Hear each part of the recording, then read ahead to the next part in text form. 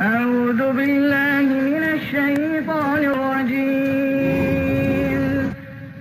ولقد خلقنا الإنسان ونعلم ما توسوس به نفسه ونحن أقرب إليه من حبل الوريد إذ يتلقى المتلقيان عن اليمين وعن الشمال قعيد ما